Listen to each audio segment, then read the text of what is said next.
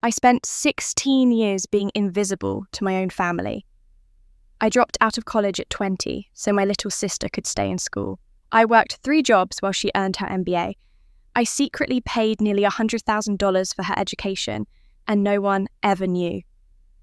That night at Samantha's promotion party, I stood in a room full of 60 people who looked right through me. Then she grabbed the microphone. "Everyone meet my sister Melissa. No degree, no future, just a burden on this family." The laughter hit me like a wave. I watched my father nod in agreement. My mother stared at her plate.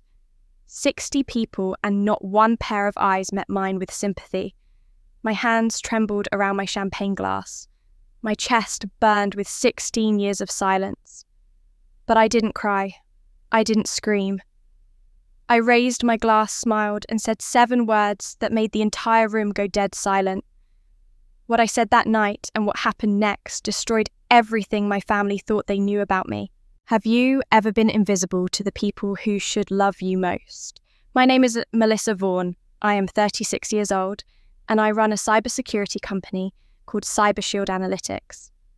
52 employees, $9 million in annual revenue contracts with hospitals and corporations across the country. My family knows none of this. To them, I am still the college dropout who does something with computers. The restaurant Samantha chose for her promotion party was called the Sterling Room.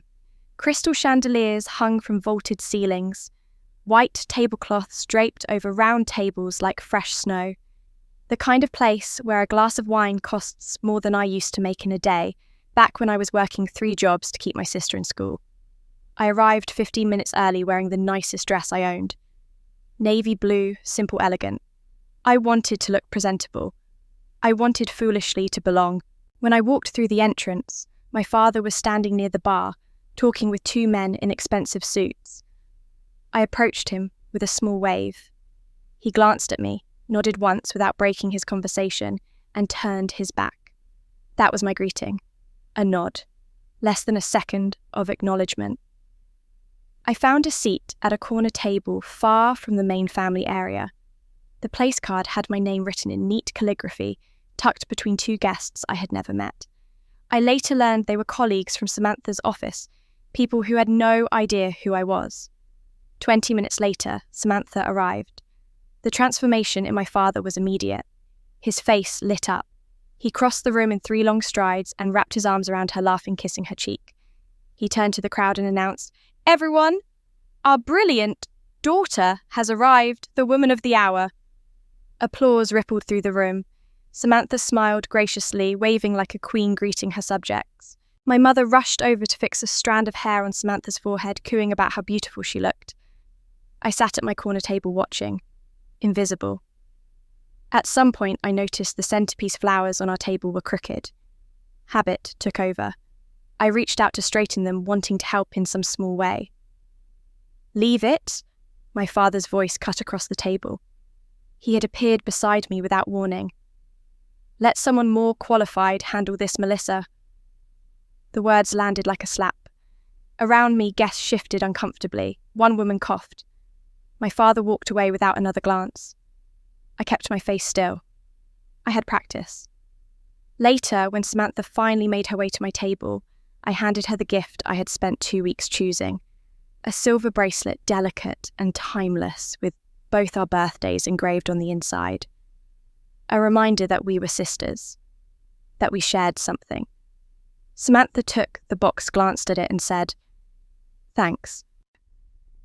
She set it on the table without opening it and turned to greet someone more important. The box sat there for the rest of the evening untouched.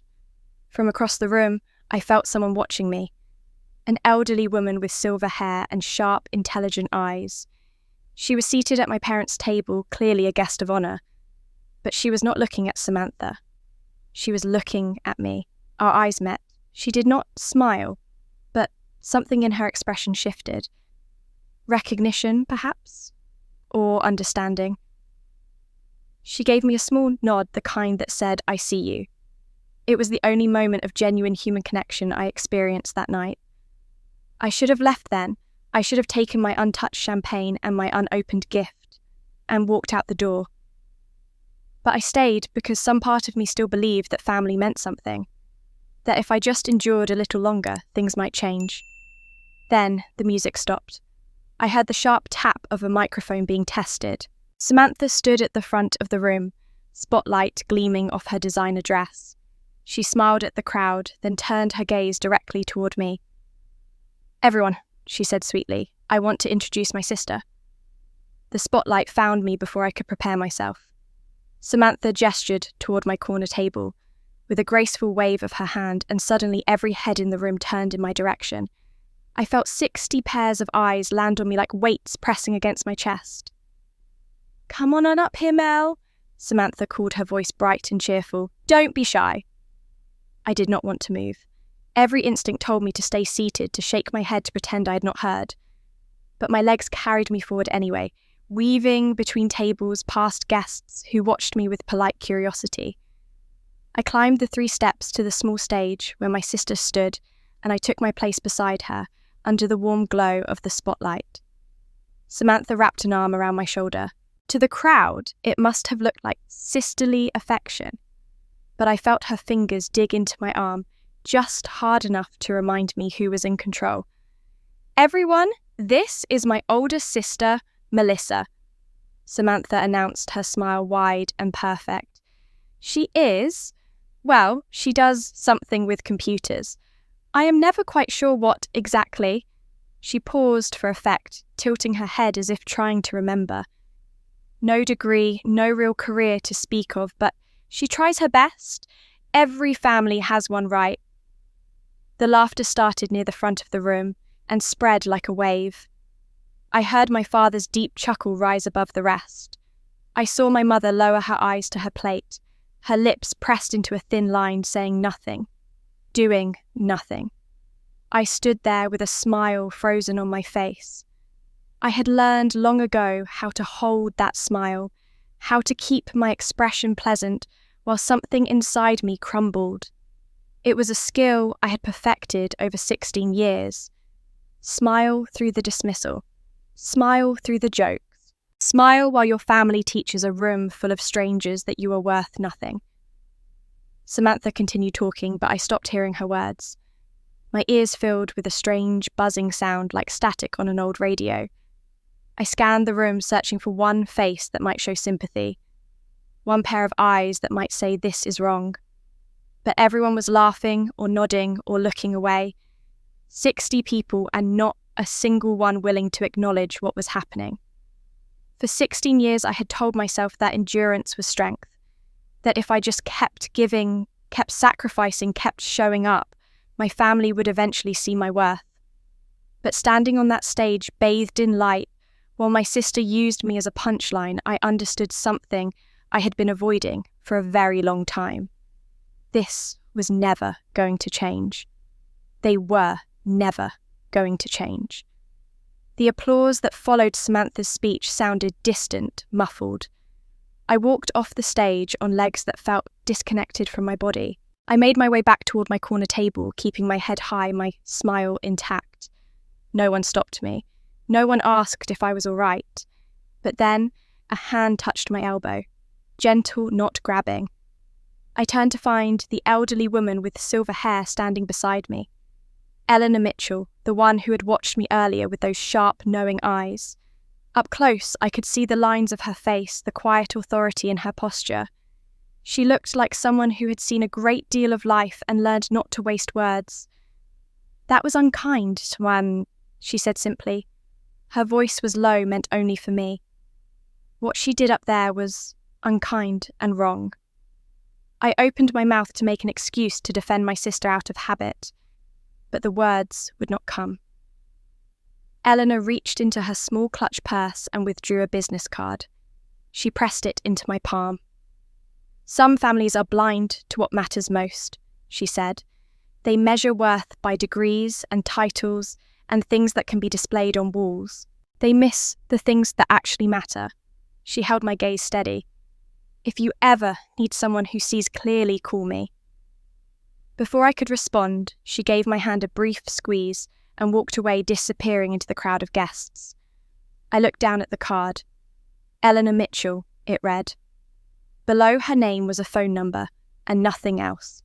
No title, no company, no explanation. I slipped it into my pocket and continued toward my table. As I approached, I heard my father's voice. He was speaking to a man I did not recognize, their backs partially turned to me. I slowed my steps, not wanting to interrupt, and that is when I heard him say it. "Melissa never had what it takes," my father said, his tone matter of fact. "No ambition, no credentials. We tried with her, we really did, but some people just do not have the drive. Samantha, though, she is our real legacy. Everything we invested in her paid off." The man nodded sympathetically. "Every family has a success story and a cautionary tale, I suppose." My father laughed. "Exactly right." I stood frozen, 3 feet away, close enough to hear every word, invisible enough that neither man noticed me. Invested.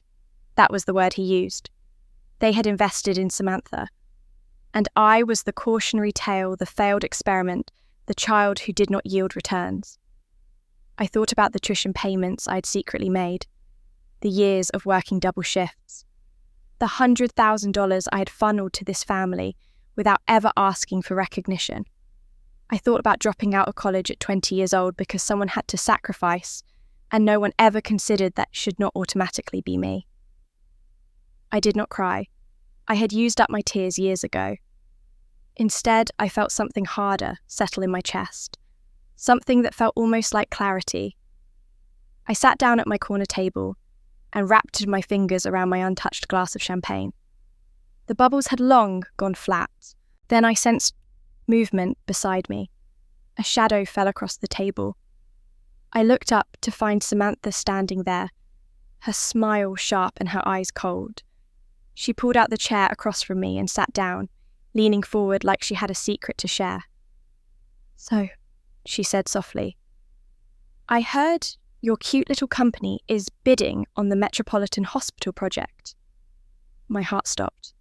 The words hit me like ice water. How did Samantha know about my company? How did she know about the hospital bid? I had kept my business completely separate from my family life. I never mentioned it, never posted about it online, never connected it to my personal name in any public way. I forced my expression to remain neutral. "I need to use the restroom," I said, standing up before Samantha could continue. "Excuse me." I walked away without waiting for her response.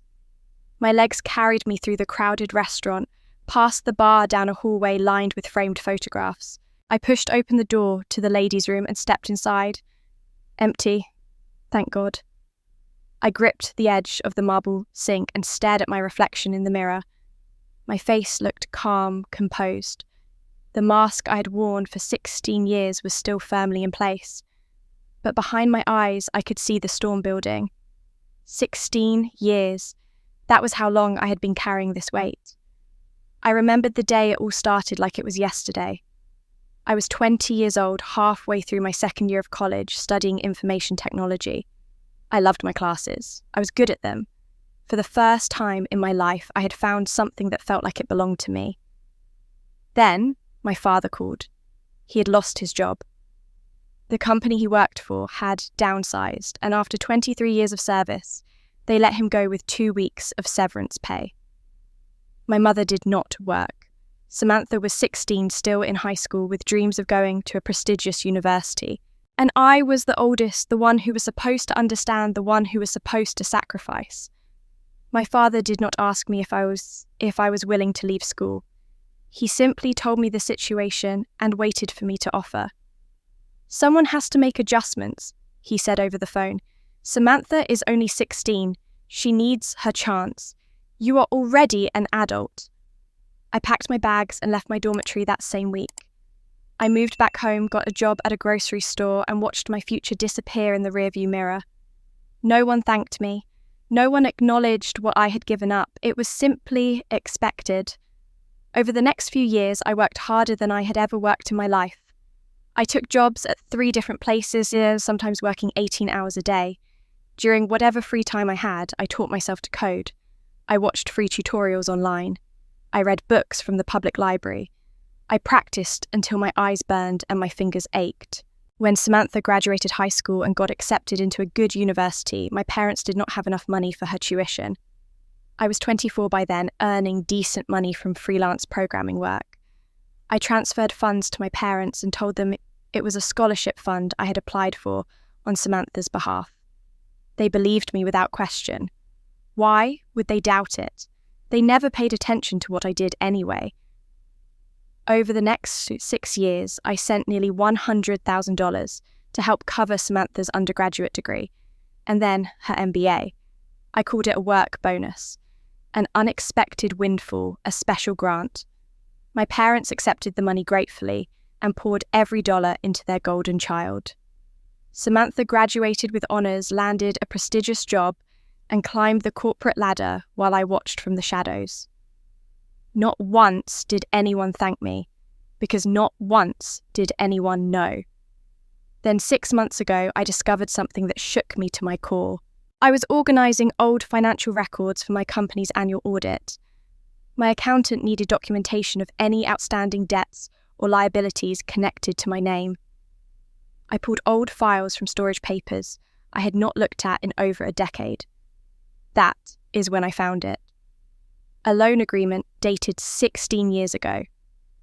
$180,000 borrowed from a regional bank, with my father listed as the primary borrower.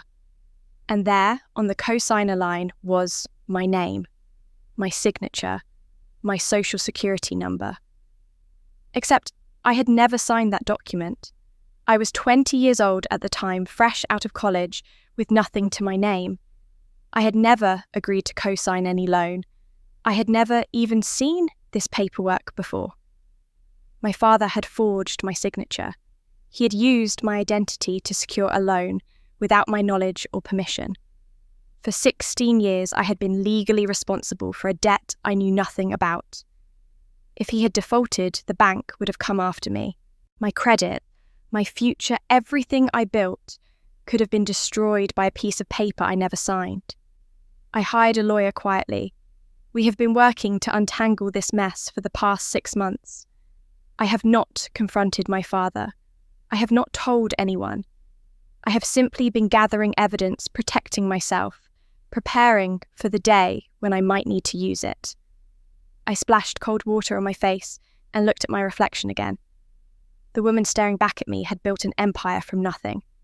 52 employees, $9.2 million in annual revenue, contracts with hospitals and corporations across the country. I had created something real, something valuable, something that proved every dismissive word my family ever said about me was wrong, and they had no idea. To them, I was still the dropout, the failure, the burden. The irony would be funny if it did not hurt so much.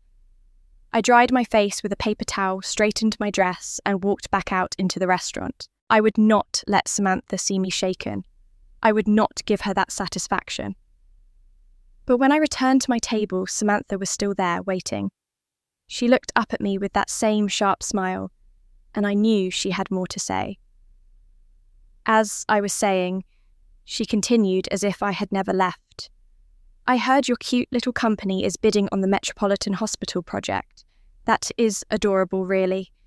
But you should know, my firm is the front runner. We have the credentials, the reputation, the connections. She leaned closer, her voice dropping to a whisper.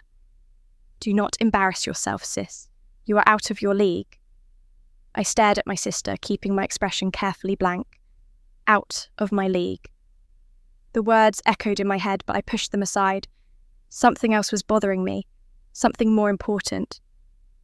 How do you even know about my bid? I asked, keeping my voice steady. That information is confidential.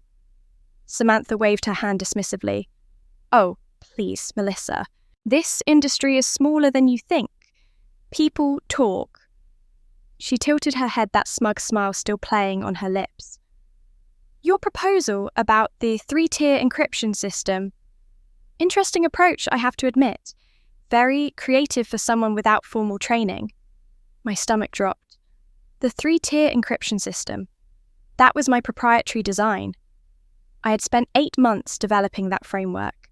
It was the cornerstone of my entire proposal, the thing that set my company apart from every other bidder. I had never published it, never presented it at conferences, never shared it with anyone outside my core team. There was no way Samantha could know about it unless she had seen my actual proposal. Too bad my team already submitted something similar. Samantha continued, examining her manicured nails. Great minds think alike, I suppose. Although I am sure the hospital will prefer working with a company that has actual credentials behind it. She smirked and pushed back her chair.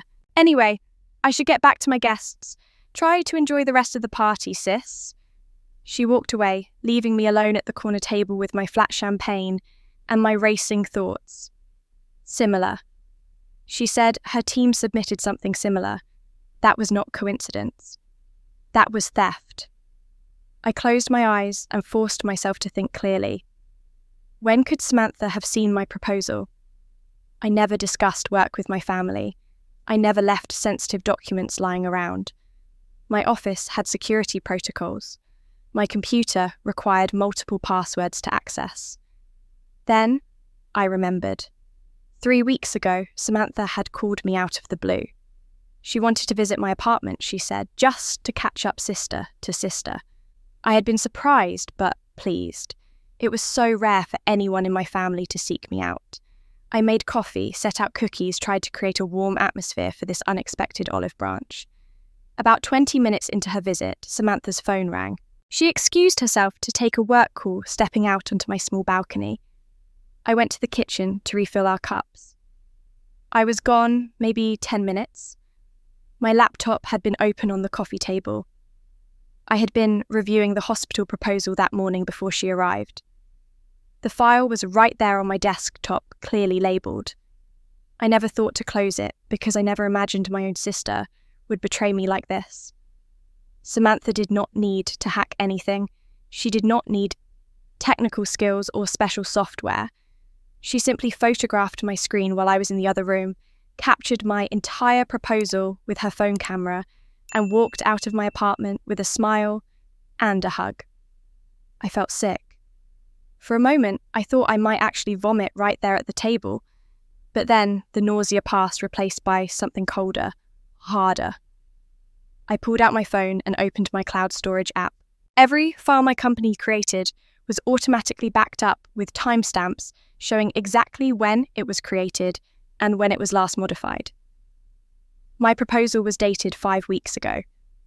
If Samantha's company submitted their version recently, after her visit to my apartment, the timestamps would prove everything. I had evidence. Real, documented, undeniable evidence. For 16 years, I had endured being overlooked by my family.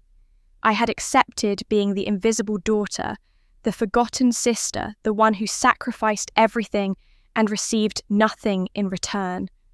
I had tolerated the jokes, the dismissals, the casual cruelties that my family dispensed without a second thought. But this was different. This was not about being ignored. This was about being robbed. Samantha had stolen my work, my ideas, my intellectual property. She was trying to destroy my business, my livelihood, everything I had built with my own hands over the past 10 years. And she did it with a smile, thinking I was too stupid to notice, too weak to fight back. She was wrong. Something shifted inside me. The hurt that had lived in my chest for so long, that heavy ache I carried everywhere, began to transform. It hardened into something new.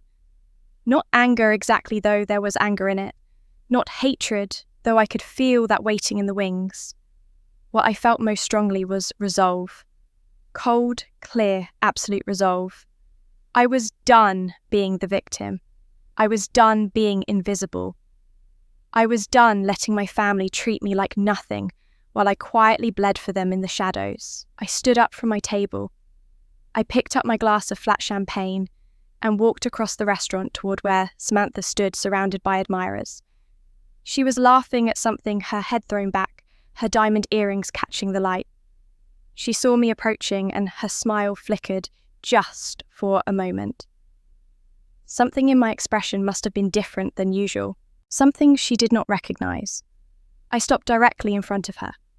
The people around us fell quiet, sensing a shift in the atmosphere. "Congratulations on your promotion, Sam," I said. My voice was calm, steady, loud enough for everyone nearby to hear. I raised my glass in a toast. "And this is the last time you will ever see me as the sister you can step on." The room went silent. I could feel 60 pairs of eyes turning toward us, drawn by the sudden tension. Samantha's smile froze on her face. She let out a nervous laugh, the kind people make when they do not understand what is happening. "Melissa, what are you talking about?" she asked, her voice pitched higher than usual. "Are you feeling okay? Maybe you have had too much to drink." I did not respond. I simply held her gaze for a long moment, letting her see something in my eyes that she had never seen before. Then I set down my glass, turned and walked toward the exit. Behind me, I heard my father's voice calling out, confused and irritated. I heard my mother asking what was wrong. I heard Samantha trying to laugh it off, telling everyone I was just being dramatic as usual. I did not look back. I pushed through the restaurant doors and stepped out into the cool night air. For the first time in 16 years, I was not running away. I was preparing to fight. I drove through the city without a destination in mind. The streets blurred past my windows, streetlights streaking like falling stars. My hands gripped the steering wheel so tightly, my knuckles turned white. I did not know where I was going until I arrived. My old apartment, the tiny studio in a rundown building on the east side of town. I had kept paying rent on it all these years, even after I could afford something much better. I told myself it was practical, a backup plan, in case everything fell apart. But the truth was simpler. This place reminded me of who I was before my company succeeded, before I had anything to prove. It was the place where I had been my most honest self, struggling and scared and completely alone. I climbed the 3 flights of stairs and unlocked the door. The apartment smelled stale from months of emptiness. I did not bother turning on the lights. I just sat down on the old couch, the same one I had bought secondhand when I first moved here at 22 years old, and I stared into the darkness. What was I going to do? Part of me wanted to expose everything. Call the hospital board tomorrow morning and tell them exactly what Samantha had done. Contact my lawyer and file charges against my father for forging my signature. Send a detailed letter to every family member explaining how I had secretly funded Samantha's entire education while they treated me like garbage. But another part of me hesitated. They were still my family. My father, my mother, my sister. The people who were supposed to love me unconditionally. If I went to war with them, there would be no going back. Whatever fragile thread still connected us would snap forever. Was it worth it? Was justice worth losing any hope of ever being accepted by them? I had spent 16 years protecting people who never protected me. I had sacrificed my education, my money, my pride, my entire sense of self-worth. And what had I received in return? A seat at the corner table. A room full of laughter at my expense. A sister who stole my work without a second thought. I stood up and began pacing the small apartment. My mind would not quiet down. I needed something to focus on, something to do with my hands.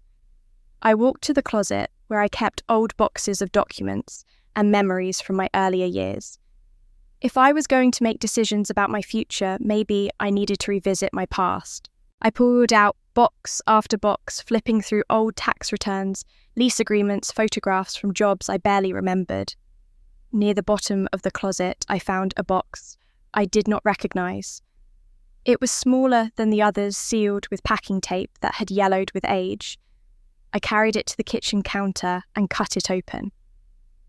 Inside were random items from my first apartment, things I had not seen in over a decade. Old birthday cards, a broken watch, a few books with cracked spines, and at the very bottom, a sealed envelope with my name written on the front in my mother's handwriting. My breath caught in my throat. The envelope was dated 10 years ago. I had never seen it before. My mother must have slipped it into this box when She helped me move out of my first place intending for me to find it later. But I never unpacked these boxes properly. I just shoved them in closets and forgot about them. My hands trembled as I tore open the envelope. Inside was a single sheet of paper covered in my mother's careful cursive. Melissa, the letter began. I am writing this because I cannot say it to your face. I am too much of a coward for that. I am sorry. I know your father is not fair to you. I have watched him favour Samantha your whole life and I have said nothing. I have watched you sacrifice everything for this family, and I have pretended not to notice. I know you struggle. I know you hurt. I know you deserve so much more than we have given you. But I stay silent. I tell myself it is easier this way, that speaking up would only cause conflict. The truth is I'm afraid. I'm afraid of your father's temper. I'm afraid of losing the peace in our home. I am afraid of being blamed for taking sides. You deserved a mother who fought for you.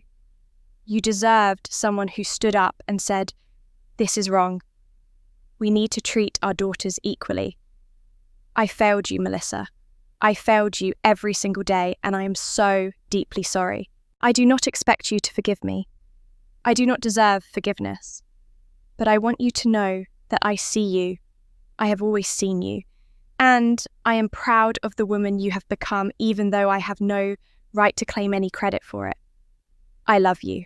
I have always loved you. I just did not love you bravely enough. I hope someday you will understand, and I hope someday you will find the happiness you deserve. Your mother. The tears came before I could stop them. They poured down my face in hot streams, blurring my vision, choking my breath. I sank to the kitchen floor and sobbed like I had not sobbed since I was a child. She knew. My mother knew everything. She saw the unfairness, the pain, the sacrifice. She watched it happen year after year and did nothing. She wrote me this letter 10 years ago, confessing her guilt, acknowledging her failure, and then continued to stand by while my father and sister tore me apart. I cried until I had nothing left, until my chest ached and my eyes burned and my throat felt raw. I cried for the 20-year-old girl who gave up her dreams. I cried for the woman who paid for her sister's education in secret. I cried for every moment I spent hoping things would change, knowing deep down they never would. By the time dawn light began creeping through the dusty windows, my tears had dried. I sat on that kitchen floor letter, still clutched in my hand, and I felt something new settling inside me. I did not want revenge. Revenge would make me cruel like them. What I wanted was simpler and more powerful. I wanted respect. I wanted recognition. I wanted the freedom to live my life without their shadow hanging over me. I wanted to stop being invisible. I pulled out my phone and dialed my lawyer's number. He answered on the third ring, his voice groggy with sleep. "Melissa, it is 6 a.m. Is everything all right? I need everything ready by next week." "Yeah, mate," I said. "The documents about my father's loan, the evidence about Samantha's theft, all of it." There was a pause. "Are you sure about this?" I looked at my mother's letter one last time, then set it aside. "Yes," I said. "It is time to stop being invisible." The week that followed was the busiest of my life. I moved through each day with a focus I had never felt before. No more hesitation. No more doubt. Every action I took was deliberate, measured, and aimed at a single goal, taking back control of my life. On Monday morning, I sat in my lawyer's office. Daniel Morrison had been handling my company's legal matters for 5 years. He was thorough, discreet, and most importantly, he understood that some battles require patience before they require force. "The loan your father took out 16 years ago has been fully paid off," Daniel explained, sliding a folder across his desk. "However, your name remains on the original documents as co-signer. I've prepared paperwork to formally remove any connection between you and that debt. It's a straightforward process." I nodded. "And the forged signature?" Daniel's expression grew more serious. "I've compiled all the evidence. The loan application, the signature samples, the timeline showing you were a 20-year-old college student with no assets at the time. If you wanted to press charges, you would have a strong case for identity fraud. I thought about my father, about the man who had used my name without permission, who had risked my financial future to save his own, who had never once acknowledged what he did. Part of me wanted to see him face consequences, but another part knew that pressing charges would turn this into a war with no winners. I won't use this unless I have to, I told Daniel, but I want it documented. I want it ready. If my family tries to come after me, I need to be able to protect myself. Daniel nodded. Understood. I'll keep everything prepared. You'll have leverage if you need it. Leverage. It was a cold word, but it was the right one. I was done being defenceless. On Tuesday, I contacted Metropolitan Hospital's procurement office. I did not accuse Samantha or her company of anything. I simply requested a meeting to discuss concerns about proposal integrity. I kept my tone professional, my language neutral. I did not want to sound like a bitter competitor throwing accusations. I wanted to sound like exactly what I was, a business owner protecting her intellectual property. I submitted my time-stamped files to the hospital's review committee. Every document, every draft, every version of my proposal was backed up automatically to my company's cloud server. The timestamps proved beyond any doubt that my 3-tier encryption system had been created 5 weeks before Samantha's company submitted their proposal. The evidence spoke for itself. The hospital promised to review everything and get back to me within a few days. On Wednesday, I wrote the hardest letter of my life. I sat at my desk for 3 hours drafting and redrafting, trying to find words that were honest without being cruel. In the end, I settled on simplicity. I printed 3 copies, signed each one by hand, and mailed them to my parents' house and to Samantha's apartment. The letter read, "For 16 years I have accepted disrespect in the name of family. I have been mocked, dismissed, overlooked, and taken for granted. I have sacrificed more than any of you will ever know, and I have received nothing but contempt in return. That ends now. I will no longer tolerate being treated as less than. I will no longer accept cruelty disguised as jokes. I will no longer be stolen from, lied to, or erased. If we are to have any relationship going forward, it must be built on mutual respect, not obligation, not guilt, not the accident of shared blood. Respect. The choice is yours, Melissa." I dropped the letters in the mailbox and felt something lift from my shoulders. Whatever happened next, I had finally said what needed to be said. The reactions came on Friday. My father called first. I could hear the rage in his voice before he even finished saying my name. "How dare you?" he shouted into the phone. "How dare you send this garbage to our house? After everything we did for you, after all the years we supported you, this is how you repay us." I held the phone away from my ear, letting his anger wash over me without absorbing it. "What exactly did you do for me, Dad?" I asked calmly. "Please tell me specifically what support you provided." He sputtered, unable to form a coherent response. In all his years of claiming credit for my existence, he had never been asked to provide details. "That's what I thought," I said. "Don't contact me again unless you're ready to have an honest conversation." I hung up. My mother called an hour later. Her voice was thick with tears. "Melissa, please," she begged. "Please don't do this. You're tearing this family apart. Whatever problems we have, we can work them out together. We're blood. That has to mean something." I thought about the letter she had written 10 years ago, the confession she never sent, the apology she never spoke aloud. "It does mean something, Mum," I said quietly. "It means I spent 16 years hoping you would stand up for me. It means I kept waiting for someone in this family to see me as more than a disappointment. I'm done waiting," she sobbed harder. "I know I haven't been perfect. I know your father can be difficult, but Melissa, please, there has to be another way." "There is another way," I replied. It starts with respect, when you're ready to offer that you know how to reach me. I ended the call. Samantha did not call at all. I learned later from a mutual acquaintance that she had received notice from Metropolitan Hospital about the proposal review. She was panicking, calling lawyers, trying to figure out how to explain the obvious similarities between her submission and mine. Good, let her panic. Let her feel for once what it was like to have the ground shift beneath her feet. 2 days later, my phone rang.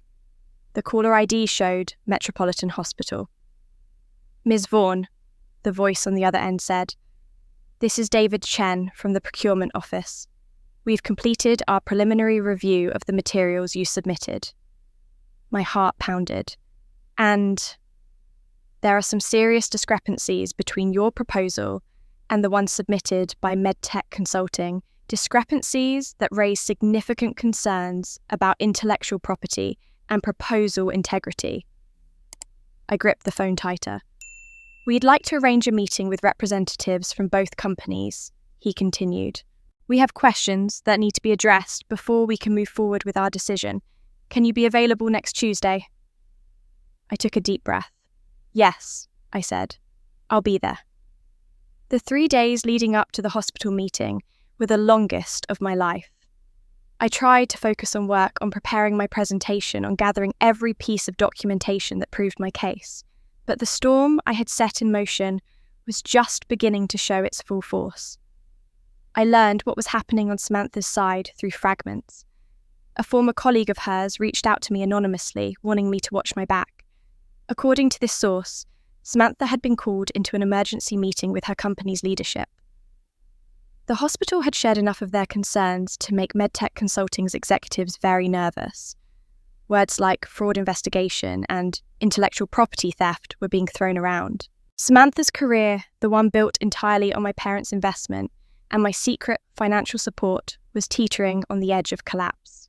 Desperate people do desperate things, and my sister was very, very desperate. The first attack came through my father. He called me on Saturday evening, his voice cold and controlled in a way that frightened me more than his usual anger. "I'm going to say this once," he began without greeting. "Drop this nonsense with the hospital, call them Monday morning, and withdraw your complaint. Tell them it was a misunderstanding." I gripped my phone tighter. "It wasn't a misunderstanding, Dad. Samantha stole my work. I have proof." "I don't care what you think you have," he snapped. "Samantha is our future. She has a real career, a real reputation, a real chance to make something of herself. You're just the dropout who got lucky with some computer nonsense. If you destroy her over petty jealousy, you're dead to me." The words hit harder than I expected. Even after everything, some small part of me still craved his approval. Hearing him choose Samantha so completely, so finally felt like a door slamming shut. "I'm not doing this out of jealousy," I said quietly. "I'm doing this because what she did was wrong, and because I'm tired of being the one who sacrifices while she takes." "Then you're no daughter of mine," he said and hung up. I sat in the silence of my apartment, letting the weight of his words settle over me. No daughter of mine. After everything I had given this family, that was his final verdict. An hour later, my mother called. Her approach was different, but equally painful. "Melissa, sweetheart, please," she pleaded through tears. "I'm begging you, let this go. For the family's sake. Your father is beside himself. Samantha is falling apart. Can't you just forgive and move on? Sisters fight, it happens. But family is forever." Yashin.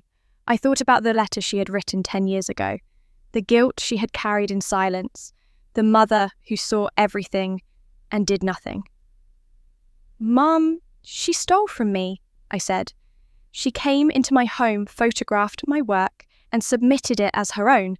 That's not a sisterly disagreement. That's theft." "But she's your sister," my mother whispered. Blood is thicker than water. Please, Melissa, if you ever loved this family, let it go. I did love this family, I replied. I loved it enough to give up my education, my savings, my entire young adulthood. But love has to go both ways, Mum, and it never has. She was still crying when I ended the call. I did not hear from Samantha directly, but I learned later what she was planning. On Sunday, Samantha contacted a business reporter named Jennifer Walsh. Jennifer covered corporate scandals and industry drama for a major online publication. Samantha pitched her a story. A jealous older sister, bitter about her own failures, was trying to destroy her successful younger sibling's career with false accusations. She painted herself as the victim of family rivalry gone too far. She provided quotes, context, and crocodile tears. It was a smart move. If the story ran before the hospital meeting, it would poison the narrative. Even if I won the legal battle, I would lose in the court of public opinion. People would see me as the vindictive sister, not the wronged party. But Samantha made one critical mistake. She did not know who Jennifer Walsh's godmother was. On Sunday evening, my phone rang. The caller ID showed a number I did not recognise, but something told me to answer. Melissa, this is Eleanor Mitchell. We met briefly at your sister's party. I sat up straighter. The elderly woman with the sharp eyes. The one who had given me her card and told me to call if I needed someone who sees clearly. Yes, I remember you, I said. How did you get my number? I have my ways, she replied, and I could hear the smile in her voice. Listen carefully, dear. Your sister just made a very foolish move. She contacted a reporter named Jennifer Walsh, trying to plant a story that would make you look like the villain. My stomach dropped. How do you know this? Because Jennifer is my goddaughter. She called me the moment she received Samantha's pitch. She wanted to know if there was any truth to it. I held my breath. What did you tell her? I told her the truth, Eleanor said simply. I told her what I witnessed at that party. The cruelty, the mockery, the way your family treated you like dirt beneath their shoes.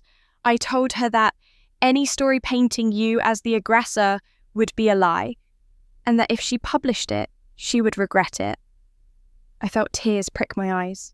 This woman, this stranger, had done more to protect me in one phone call than my own mother had done in 36 years. Why? I asked. Why are you helping me? Eleanor was quiet for a moment. Because I was you once a long time ago. I know what it feels like to be underestimated, dismissed, stolen from. And I know what it takes to fight back with dignity. You've got an ally, Melissa. Now go finish this with your head held high. She hung up before I could thank her properly. Tuesday morning arrived grey and cold. I dressed in my best suit, gathered my documents, and drove to Metropolitan Hospital's administrative building. My hands were steady on the wheel. My mind was clear. I walked through the glass doors, checked in at reception, and followed a security guard down a long hallway to a conference room at the end. He opened the door for me. I stepped inside and froze.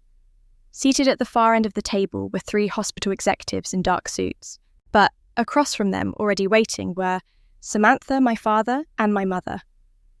All 3 turned to look at me as I entered. This was not just a business meeting anymore. This was a reckoning. I took a breath and walked to my seat. I would not let their presence shake me. I had prepared for this moment. I was ready. The hospital's CEO, a distinguished man named Robert Harrison, called the meeting to order. Beside him sat the chief financial officer and the IT director, both holding thick folders of documents.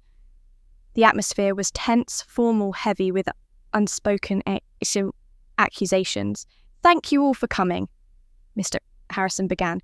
"We've conducted a thorough review of both proposals submitted for our cybersecurity contract. Dr. Chen, our IT director, will present the findings." Dr. Chen opened his folder and spread several printouts across the table. Our analysis compared the technical frameworks submitted by CyberShield Analytics and MedTech Consulting. The similarities are extensive. Both proposals feature an identical 3-tier encryption architecture, the same implementation timeline, and nearly word-for-word descriptions of key security protocols. He paused, looking directly at Samantha. However, the timestamps tell a clear story. CyberShield's proposal was created and saved to their cloud servers 5 weeks before MedTech submitted their version. The metadata is unambiguous. Samantha's face went white. She opened her mouth to speak, but only a strangled sound came out. "Ms. Vaughan," Dr. Chen continued, addressing my sister, "can you explain how your company's proposal came to mirror CyberShield's so precisely?" Samantha straightened in her chair, attempting to regain composure. "There must be some mistake. My team developed our proposal independently. Perhaps great minds think alike. These are common industry approaches." "The phrasing is identical in 17 separate sections," Dr. Chen replied flatly. "That goes beyond coincidence." Samantha's desperation showed.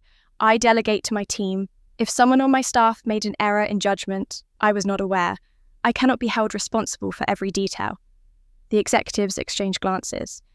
They knew exactly what they were hearing: deflection, blame-shifting, the excuses of someone caught red-handed. Mr. Harrison turned to me.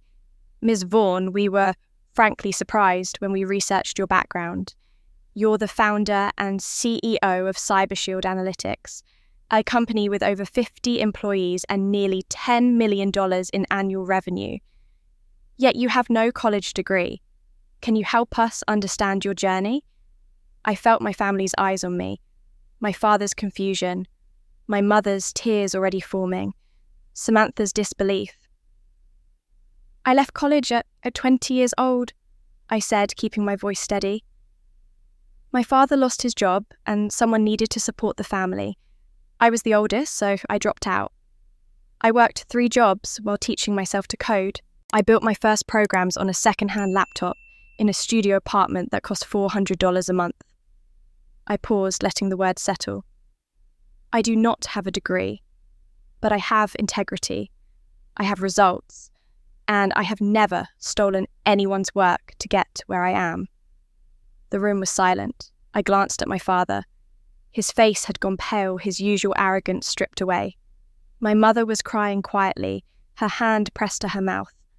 For the first time in their lives, they were truly hearing my story. Mr. Harrison nodded slowly. "Thank you for your honesty, Ms. Vaughan." He turned to address both sides of the table. "Based on our investigation, Metropolitan Hospital has reached a decision. MedTech Consulting's proposal is disqualified due to serious concerns about intellectual property integrity. We will be reporting this matter to the Industry Ethics Board for further review." Samantha made a small choking sound. "Additionally," Mr. Harrison continued, "we are pleased to award the $12 million cybersecurity contract to CyberShield Analytics. Ms. Vaughan, we look forward to working with you." He stood and extended his hand. I rose and shook it firmly, maintaining my composure even as my heart pounded. Around me, the other executives offered congratulations. I heard none of it clearly. I was watching my sister. Samantha sat frozen in her chair, staring at nothing. Her phone buzzed on the table. She glanced at it, and what little colour remained in her face drained completely. I learned later it was a message from MedTech's leadership emergency meeting required. "Your position is under review." Her career, built on my parents' money and my secret sacrifices, was effectively over. 1 month later, the dust began to settle. Samantha resigned from MedTech Consulting before they could fire her. The ethics board investigation was ongoing.